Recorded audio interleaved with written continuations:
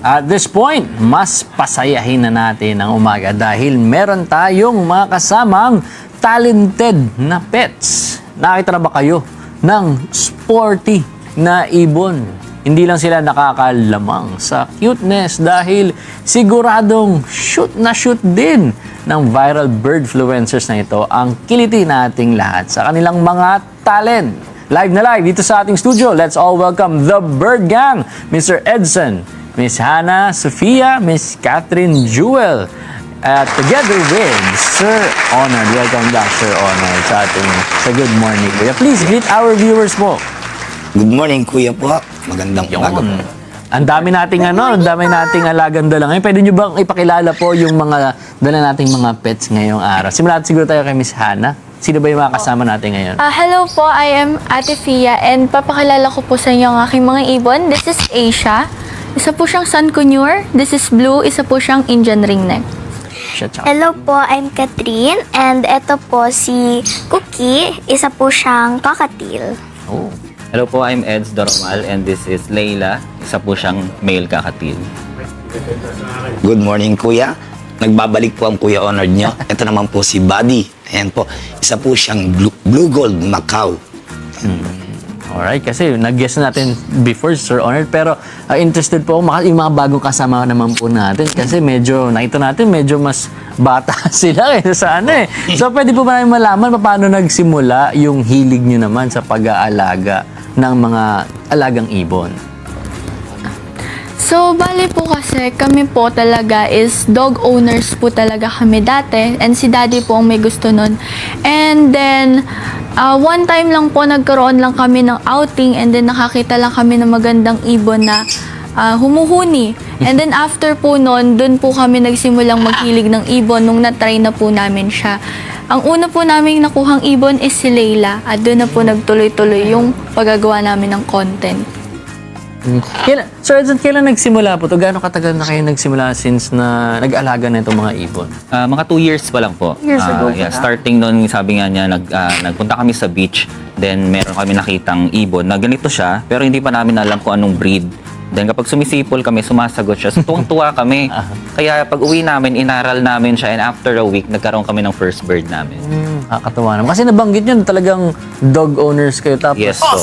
ngayon lang kayo nag-alaga ng ibon. So ano yung something unique sa pag-aalaga ng mga ibon compared sa ibang mga pets tulad nung aso nga na before na alaga natin? First of all kasi, ang birds kasi, low maintenance siya compared sa aso. So alam naman natin kung gaano kalaki yung aso like before ang binibreed namin at inaalagaan. Mga huskies pa. So imagine the noise. Nagkaroon sila ng 6 na puppies and sabay-sabay silang naghahawl. Oo nga. Lalo paghapon. Unlike sa mga ibon kasi, morning, doon sila maingay pero yung ingay nila music sa ears natin. Okay. So yun ang pinagkaiba ng bird sa ibon and madali lang po sila alagaan talaga kumpara sa dogs. Sir Ronald, kayo po kasi alam ko variety of birds sinaalagaan nyo. Meron mga differences po ba yung pag-aalaga sa iba't ibang klase or breed ng mga ibon? May mga special kailangan ba na pag-aalaga sa certain breed tulad ng mga parrots natin? Same lang ang pag-aalaga ng ibon. Basta kailangan lang po nila is mapakain ng maayos. Okay. Tapos, healthy talaga dapat. Kahit Kasi naiisip ko yung mga space nila kasi 'di ba syempre iba-iba yung sizes din nila. Meron ba silang specific na needs pagdating dun sa space na kung saan sila mag-stay? bali observation yan, sir. Kasi dapat, ang pagtitrain ng ibon nasa maliit na cage lang. Tapos, kapag oras na nasanay na, saka mo siya ililipat sa malaking cage. I see. Kasi hindi sila matututo kung malaki agad yung cage. Dapat, huwag kayong magtaguan. Okay, oo nga naman. Para hindi kayo magkakita. Hindi kayo magkasundo. Hindi kayo Pero ito na inaabangan ng ating mga kasambahay. Gusto nilang makita kung ano ba yung mga talents nitong ating mga alagang ibon. Sino po ba yung maunang i-feature natin? Si Ate Sophie. Sige, Sophie. Ano ba yung mga tricks ng ating ibon na si Asia? Tama? Asia and Blue. So, bali po, ang sisimulan ko po ng tricks ay ang aking mga lovebirds po. Eto po. Okay. Ito muna pala ang mga lovebirds ang mauuna. Bukod pala sa mga shows, may iba pa palang dalang mga ibon ng ating Yes mga guests po. ngayong araw. Ang bird Actually, lang. nakakasama ko sila dahil sa mga charity shows, Ay, okay. mga Oo. libre, para siya ako yung mentor nila. Yes po. Ito tingnan natin ang mga katutunan ng ating mga So, bale po, ito po si Sky, ang aking lovebird. So, sisimulan po natin siya ng basketball. So, kukunin niya yung bola at isushoot niya lang po sa ring. Oh, di ba? Ayun. Ngayon po, lalagyan naman natin siya ng tunnel. Kukunin niya po yung bola, pasok niya sa tunnel, and then shoot. Yon. Galing. So, may isusunod pa po tayo. Ngayon naman ang gagawin natin sa kanya. Meron siyang ring po dito. Isushoot niya yung ring dun sa pole. Go, Sky. Shoot. Baba. One more. Shoot. Amazing! One more. Shoot. And more. Last one. Last one. Shoot. Alright. Yes. Good bird. Galing.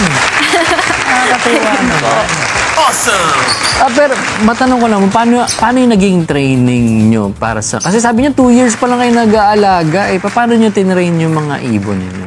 Bali po, nung nagsimula po kaming mag-ibon, hindi po talaga nasa isip naming mag-train Okay. since nga po talaga, kami mga beginner. Nagsimula lang po kami ng pang-alaga lang talaga. And then dun po namin nakilala online si Kuya Onard. Nung nanonood kami ng videos niya kasi na-amaze po kami na, kaya din pala ng ibon mag-tricks. And then doon po kami na-inspire na magsimula ding mag-try. Nung una po, sariling sikap hanggang sa doon po nagsimula namin nakausap si Kuya Onard, nagtanong po kami kung paano magiging training ng bawat ibon at doon po namin nasimulang sumama din po sa kanya sa mga charity shows. Ayun ang maganda yung mga charity shows ni Sir Honor. So, Honor, sa mga ibon natin na naalagaan natin, ano yung mga differences naman nila when it comes to pagtitrain nga sa kanila? May mga attitude din ba yung mga ibon? May mga sariling mga personality rin Ay, sila? opo. Talaga? Kasi ang ibon kasi wala siyang face recognition. Kumbaga, Okay. hindi mo alam kung nakangiti siya o galit. Yeah. Diba? Bigla na lang po siyang lilipad. Kaya mas hamon mag-alaga po talaga ng ibon kaysa sa ibang hayop. Kasi hindi mo alam kasi tulad sa aso. Kaya diba? nga, oo. Tatahulian ng pusa. Pero ang ibon, wala po. Bigla kayong lalayasan niya. Kaya kailangan yung band talaga. Banding talaga. Pero ano naman po yung pakiramdam kapag nakikita nyo ito nga sa mga charity events natin? Anong pakiramdam kapag nakikita nyo na yung mga bata, yung mga, kahit mga matatanda ay napapasaya ng mga performances ng ating mga ibon? Actually, doon po ako nagsimula sa charity. Then, nadamay lang sila. Kasi nga po, nung ako po yung magsimula, gusto ko sana may kasama. Ang problema, wala akong makita. Kasi nga, libre. Wala naman tayong pambabayad sa kanila. Mula nung nakasama ko yung The Bird Gang sa mga charity, ayun, lalong lumawak yung aming mga events. Pero Edson, kamusta naman po yung experience nga when it comes to joining the charity events ni Sir Honor? Kamusta po yung experience? Talagang nagpe-perform po ba kayo before or sanay ba kayo sa ganong klaseng limelight? Actually, before po, nag-start kami online lang talaga. Okay. Nagla-live lang kami sa isang social app. Tapos doon lang kami talaga nakakaano ng mga audience namin. So, very new sa amin yung itong sa labas naman. So, nag-try din kami, dinadala namin yung mga birds namin sa malls. So, nakikita nila, head turner po talaga kasing mga ibon. Kasi hindi, very unusual lang magdala ng pet na ibon sa loob ng malls. Usually, dogs and cats.